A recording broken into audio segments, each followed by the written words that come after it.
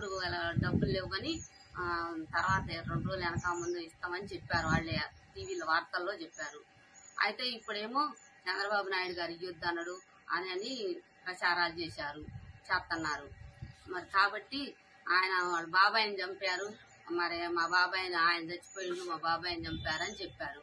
కానీ వాళ్ళ బిడ్డలే వచ్చి ఆయనే చంపారు, మా వాళ్ళే చంపారు అని చెబుతున్నారు. అప్పుడే అట్లా ఆడుకున్నారు. ఇప్పుడేమో వృద్ధుల్ని, వికలాంగుల్ని అందరినీ కలిపి ఎలక్షన్లో ముందు మమ్మల్ని చచ్చిపోయారు, అది ఇది వాళ్ళ వల్లే చచ్చిపోయారు, చంద్రబాబు గారు నాయుడు యుద్ధం చెప్పింది పెంచిన మరి పావద్దన్నాడు, ఆపేసింది, వాలంటీర్లను ఆపేసిందని ఆయన చెప్తున్నారు.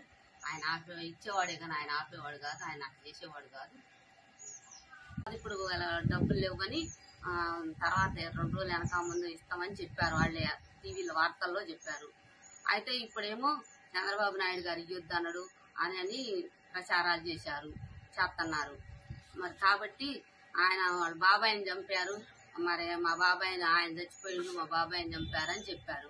కానీ వాళ్ళ బిడ్డలే వచ్చి ఆయనే చంపారు, మా వాళ్ళే చంపారు అని చెబుతున్నారు. అప్పుడే అట్లా ఆడుకున్నారు. ఇప్పుడేమో వృద్ధుల్ని, వికలాంగుల్ని అందరినీ కలిపి ఎలక్షన్లో ముందు మమ్మల్ని చచ్చిపోయారు, అది ఇది వాళ్ళ వల్లే చచ్చిపోయారు, చంద్రబాబు గారు నాయుడు యుద్ధం చెప్పింది పెంచిన మరి పావద్దన్నాడు, ఆపేసింది, వాలంటీర్లను ఆపేసిందని ఆయన చెప్తున్నారు.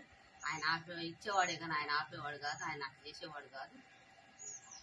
ఇప్పుడు డబ్బులు లేవు కానీ తర్వాత 2 రోజులు వెనక ముందు ఇస్తామని చెప్పారు. వాళ్ళే టీవీలో వార్తల్లో చెప్పారు. అయితే ఇప్పుడేమో చంద్రబాబు నాయుడు గారు ఇయ్యొద్దు అన్నాడు అని ప్రచారాలు చేస్తున్నారు. మరి కాబట్టి ఆయన వాళ్ళ బాబాయిని చంపారు, మరి మా బాబాయిని ఆయన చచ్చిపోయిండు, మా బాబాయిని చంపారని చెప్పారు.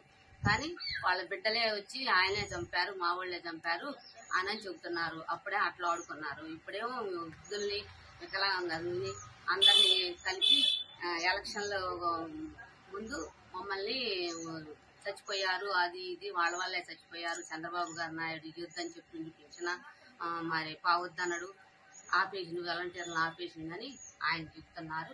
ఆయన ఇచ్చేవాడే కానీ ఆయన ఆపేవాడు కాదు, ఆయన చేసేవాడు కాదు.